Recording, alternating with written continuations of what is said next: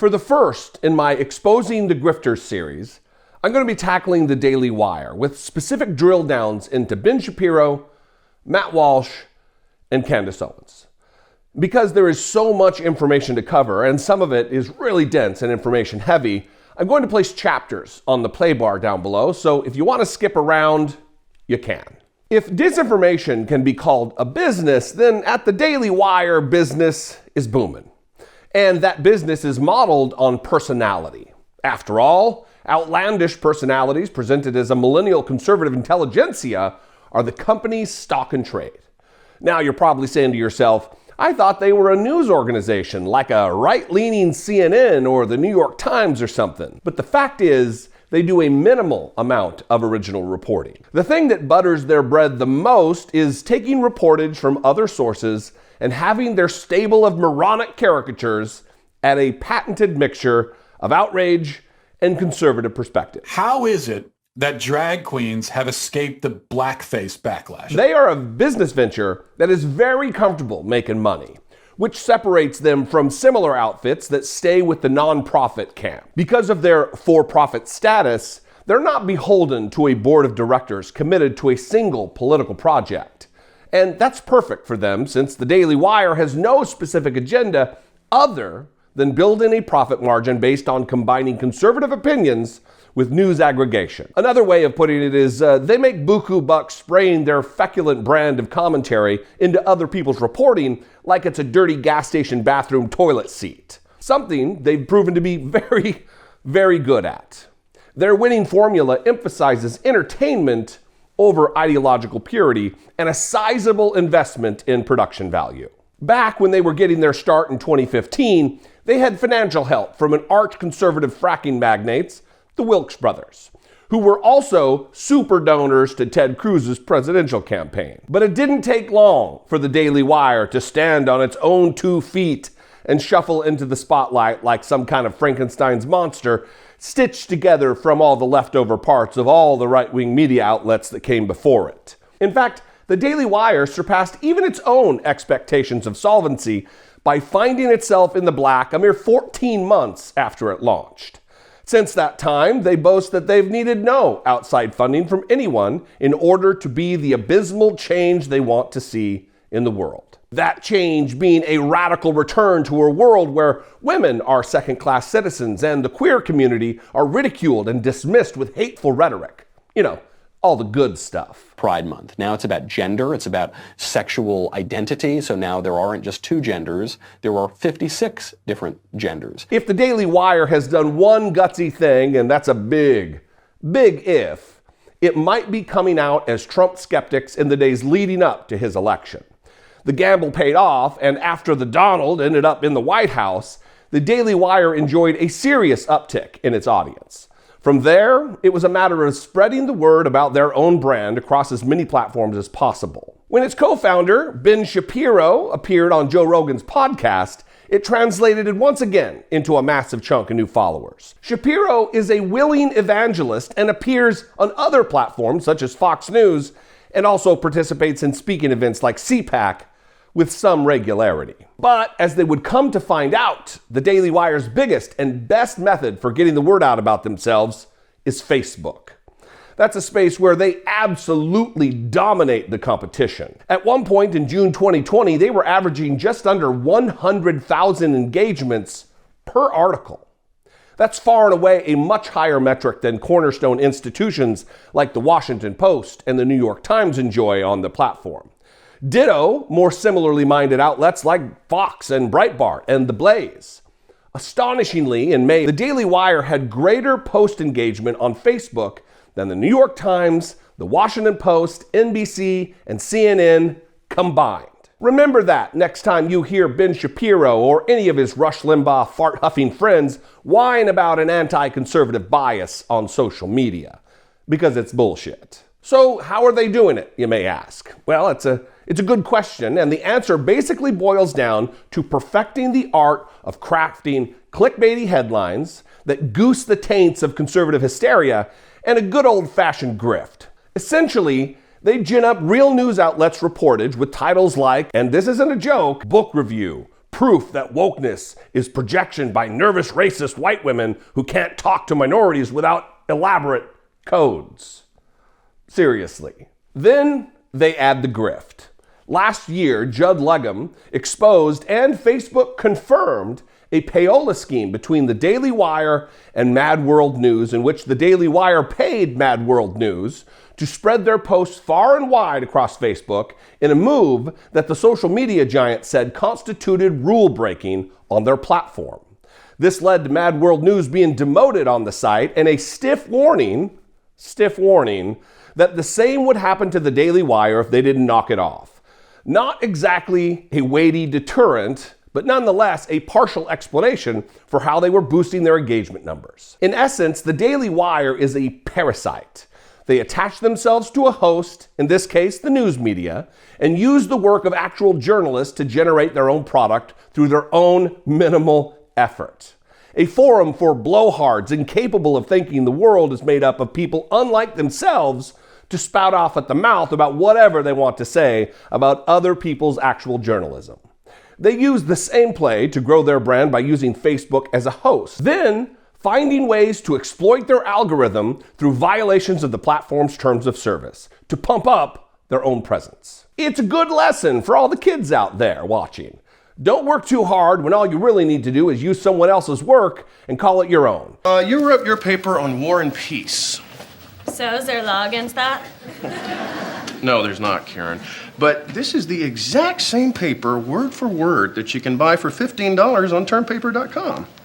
It even has the same title and footnotes. Maybe they copied my paper. And if that fails, just break the rules with a good old-fashioned pay-to-play scheme known as a bribe. While the Daily Wire, for the most part,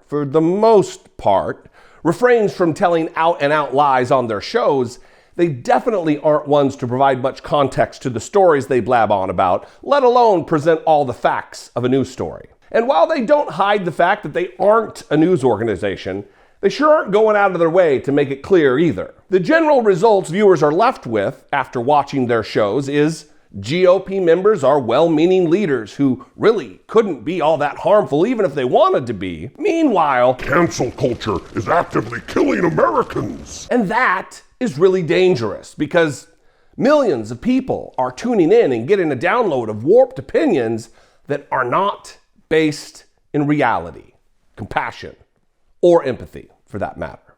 And the company is expanding. They're already poised to put out their first feature film, Run, Hide, Fight, about a group of high school shooters who take their classmates hostage and a good girl with a gun who decides to intervene. Basically, Lindsey Graham's own personal wet dream passion play. And sadly, barring a bombshell scandal, it appears that the Daily Wire star is going to continue to rise. Now, as I already mentioned, standing at the helm of this hydrogen-bloated Hindenburg of conservative intellectualism is Norman Bates's cranky, spoiled grandson, Ben Shapiro, perpetually frowning like he's never quite gotten over the fact that no one came to his bar mitzvah. Shapiro looks like a Brooks Brothers mannequin coated in hair gel and stuffed with shredded Financial Times pages, because that's just about what he is.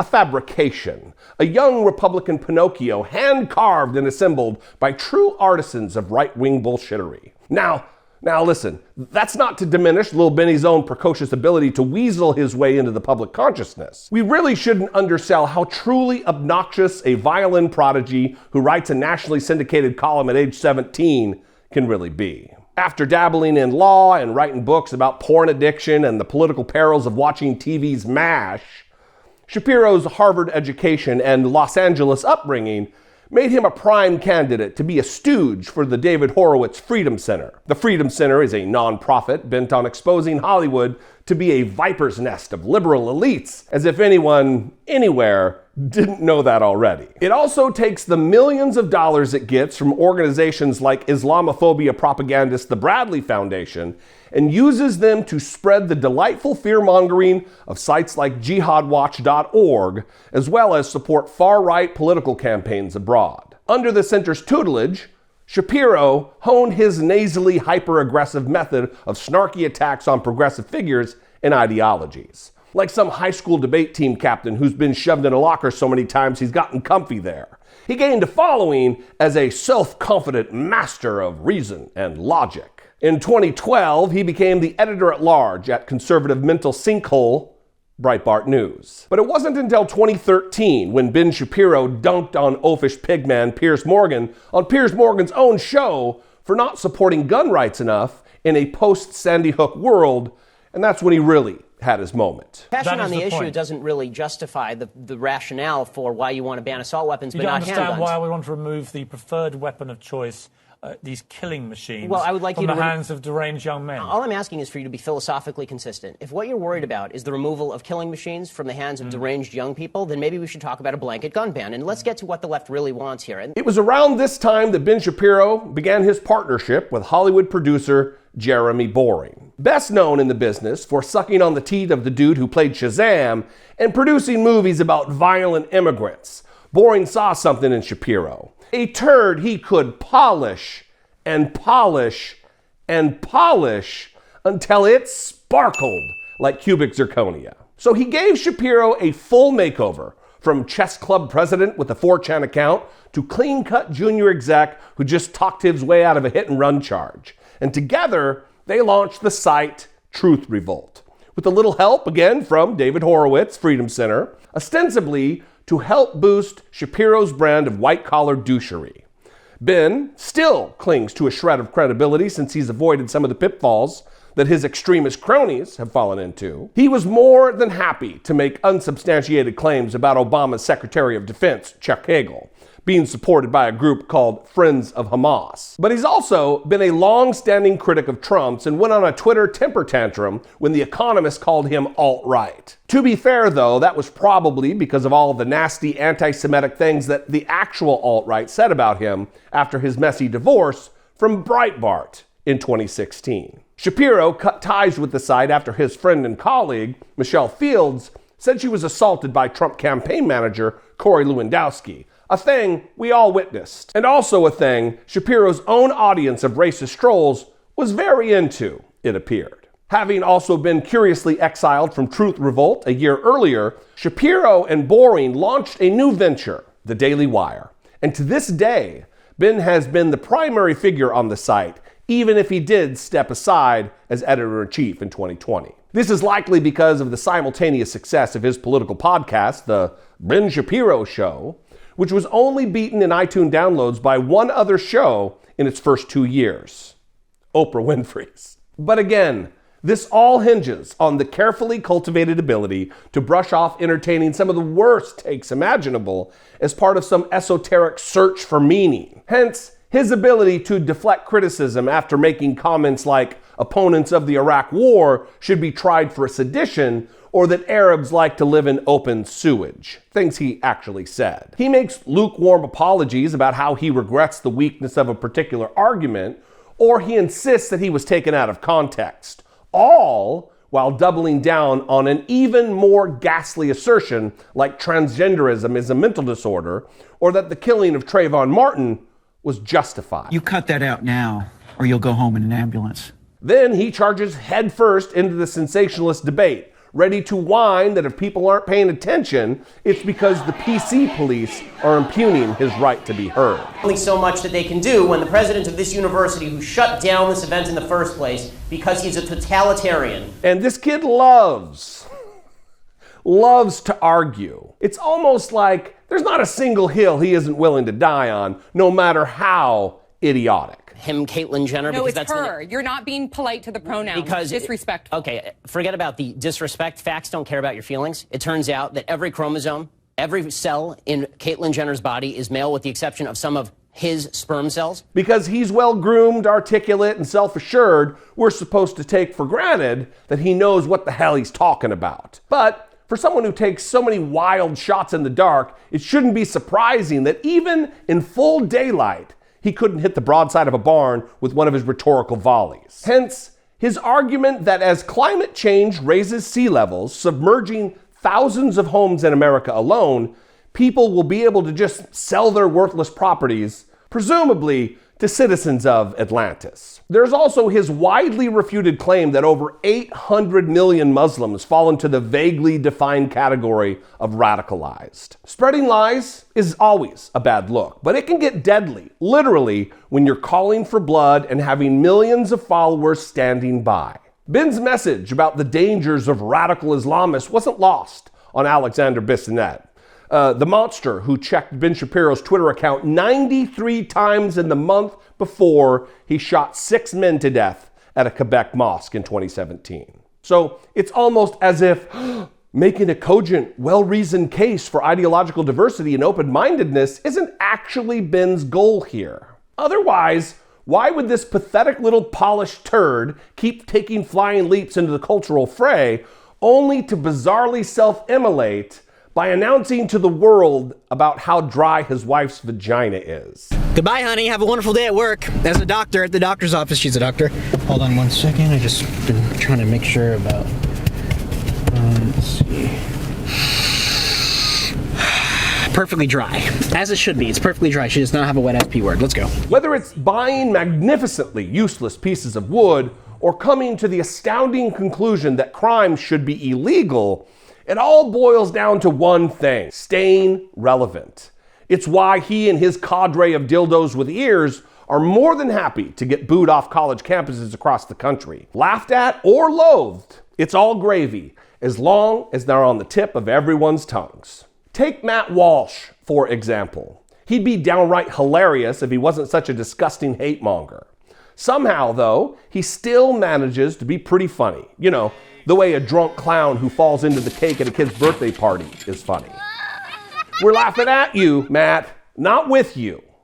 It's kind of hard to know exactly what this guy believes because a big part of his shtick is disingenuous snark. I see the positive in every situation. No, I definitely don't see the positive in this situation I'm in right now. Really, that's it. That is his whole shtick. There is one thing that he clearly loves, though, and that's owning the libs. Honestly, that probably is his entire reason for being. What's amazing is how thoroughly he believes he's doing the owning when really, he's just the Grand Marshal walking in a one-man parade of self-owns. I'm told that those are rare, but not with this guy. A good place to start with old Matty Boy is his fondness for self-describing as a theocratic fascist. That's what it says on his Twitter bio, which is often referred to when he's mentioned in print. If you guess that this term he came up with is a trap to get the libs to cluck their tongues, congratulations. You've uncovered the internet's least interesting mystery. That's right, folks. Matt Walsh doesn't actually consider himself a theocratic fascist, but all you stupid libs think he does. Got him! Got him! In reality, Matt is what you'd call a Catholic internet troll. He is all in on this new Texas law outlawing abortion at 6 weeks of pregnancy. Now, being anti-abortion isn't unique to right-leaning Catholics. And as has been widely reported, our Catholic president begs to differ on the issue. But from what I can glean about Mr. Walsh, it's his faith that informs his stance here. So there's the Catholic part covered, but I hear you asking, what's an example of him being a troll? Well, here's Matt faking his astonishment that so many Christians think nothing of engaging in Hindu worship every time they stretch into downward-facing dog. He suggests that, sure, yoga is just fun and games, but just like the nefarious and totally real purpose of a Ouija board is to conjure evil spirits. Yoga is secretly all about praying to brown people's elephant god, you know? Christians have all kinds of alternatives, he says. Maybe try frisbee golf. Oh no, wait, that'll probably get you hooked on pot. Better go with gymnastics instead, or baseball, or football. Those are good ways to get a stretch in and totally not an affront to Matt's God. Need some more examples? Well, no problem. Here's Matt again, being a Catholic, I guess, calling for an across-the-board ban on pornography and jailing of pornographers. Why? Because no one thinks of the children. Of course that's why. And who's more concerned about the well-being of the young'uns than the Catholic Church? Am I right? Certainly parents aren't capable of putting together their own safety settings on their computers to avoid unwanted browsing by their kids. And in the same breath, Here's Matt claiming that it's impossible to tell whether any porn is being made with or without consent. For someone who I'm sure hates the nanny state, he's sure doing a pretty fucking good job of a Mary Poppins impression. If you say it loud enough, you'll always sound precocious. Supercalifragilisticexpialidocious. And if that wasn't enough, here he is, just being an asshole to the queer community, which I guess is pretty much the same as being a troll. Do you think that they're going to win the redefinition of sex battle as well? If they win that battle, then it really is over. Western civilization is over at that point. And in that same year, on his own show, he said that if marriage is going to have any purpose whatsoever, then it must be a union between a man and a woman. He's also asserted that same-sex parents are unable to provide certain emotional and psychological needs to their children. He said dressing in drag is female blackface, and drag shows are essentially female minstrel shows. Oh, and he believes that no one should refer to trans or non-binary people by their chosen pronouns because doing so is to be complicit in a lie. Wait a second. Wants to outlaw abortion and ban pornography for everyone, believes Christians shouldn't practice yoga, and regularly denigrates the queer community. I guess Matt is a theocratic fascist after all. The common thread that I see running through all of these extremely shitty opinions is the remarkable lack of empathy for anyone who isn't Matt Walsh. He appears wholly incapable of stepping outside of his own wingtips for even a moment to consider that his perspective may not work for everyone, that different lived experiences are possible and could lead to distinct needs and ideas about the world. Here's the thought. Don't want an abortion? Don't get one. Here's another. Don't want to get your stretch on with a yoga mat? F***ing leave it alone, Matt. Don't feel like a queer identity represents you? Not a problem. Just keep on doing whatever you're doing instead. If you don't have the capacity to understand someone else's lived experience, at least do them the courtesy of taking them at their word about how they want to present themselves to the rest of the world. All that takes is not being a hateful human pothole. None of these things are the threats you perceive them to be, Matt. What is threatening is when someone believes their worldview is the only one of any merit and seeks to impose it on everyone else.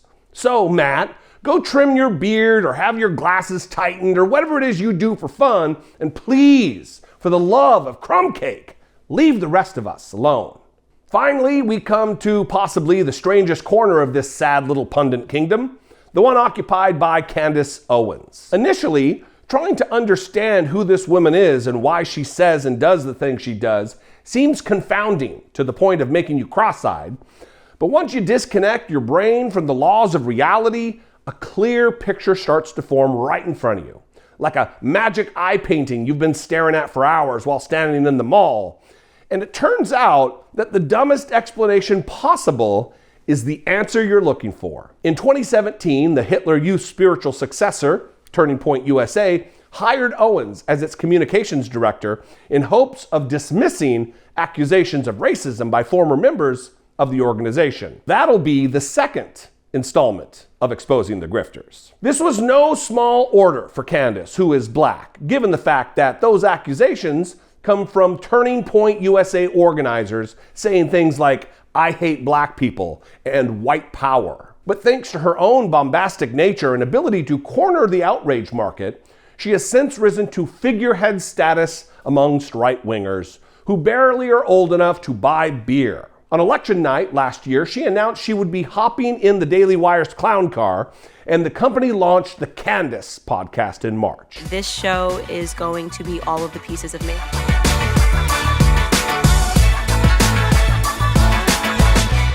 However, for our purposes, her story begins so much earlier. In 2007, during her senior year of high school, Owens received racist death threats from several of her classmates, including the son of her hometown's mayor. While this didn't fully activate her politically, it certainly seems to have colored her worldview. In 2015, she founded a blog site called Degree 180, which oddly enough, given her current state of ignorant dementia, was highly critical of Donald Trump. It ran opinion pieces comparing his Muslim ban to the policies of Nazi Germany, and doubling down on the tiny dimensions of his hideous mushroom stub. But then, a year later, only a year later, Owens began her downward spiral when she launched a Kickstarter aimed at creating a platform for doxing cyberbullies. Critics immediately began pointing out the obvious dangers of publishing the home address as some 14-year-old dork because they called you a bitch in a video game subreddit. And like any mature, reasonable adult faced with worthy feedback, she assumed the defensive position of a rabid possum, hissing and biting at everyone who came near her, including potential allies. When Breitbart, and this says something, when Breitbart was the only news outlet that came to her aid, a dim little light bulb went off in her dusty crawl space of a mind. She created a new YouTube, Facebook, and Twitter account. And she published a video in which she came out to the world as a new conservative darling. Oh, thank you guys. Oh, also, I think I might be a conservative. I don't understand. I can't breathe. Hey, get that camera out of my wife's face. Get out of my face. Guys, it's totally fine. It's okay. I just, think a little more conservatively. From then on, it's been a familiar song and dance from Owens. For the most part, anyways. She loves to trot out those eternally useful dead horses that the right enjoys beating on so much. Like the evils of socialism, feminism, and the mainstream media. And she was even invited to the White House in 2019 after she called the overcooked sweet potato in the Oval Office the savior of Western civilization. But what makes her brand so appealing, apparently, is that having an outspoken African-American woman in their arsenal creates a smokescreen for their own racism, both overt and otherwise. Her main talking point is that minorities, particularly African Americans, need to abandon the left because the left has never had the best interests of them at heart. Now, far be it from a pale, pumpkin-headed Pillsbury doughboy of a man like me to suggest that I know more about the minority experience in this country than a woman of color. But what I will point out is that Owens supports this thesis by making points that are downright laughably disprovable. Points like black people are financially worse off now than they were under Jim Crow. The black unemployment rate in 1954 was almost twice as high as it was in 2018 when she made this statement. Or that Trump has done more for black people than any other president. Much of the economic improvement for African Americans in recent years has been attributed by experts to Obama-era policies. I imagine it's quite soothing to Karens everywhere to hear a black woman call herself a proud Uncle Tom and argue to Congress that the threat of white supremacy is a myth. But the longer you hold Candace under a microscope, the clearer the picture becomes of just how much she is talking out of her ass and how indefensible her position as a very smart thinker really is. It's why Kanye West completely disavowed her and said he was distancing himself from politics altogether after she falsely suggested that he had been designing merchandise for her. It's why she quietly deleted a tweet claiming that the bomb threats made against several Democrats in 2018 were a hoax after the registered Republican who made the threats was arrested. It's why, just like her buddy Ben Shapiro, an Islamophobic mass shooter cited her as a major inspiration in 2019. And it's why a private COVID testing center in Colorado recently denied service to her after she spent the past year and change spreading misinformation about the disease. Hell, even Blexit, the catchphrase he created to market the departure of black folks from the Democratic Party, isn't actually her creation. She stole it from a racial and economic justice campaign that began in 2016. This list just keeps going on, and because, as with all of these soulless hucksters, there is nothing they will not say or do to grab your attention, your money, or even just your peace of mind. It doesn't matter how apparent the con is, these Daily Wire dickheads can just deny or deflect and keep rolling on. The only defense we really have left is to deprive them of the respect and the attention they so ardently claim they deserve.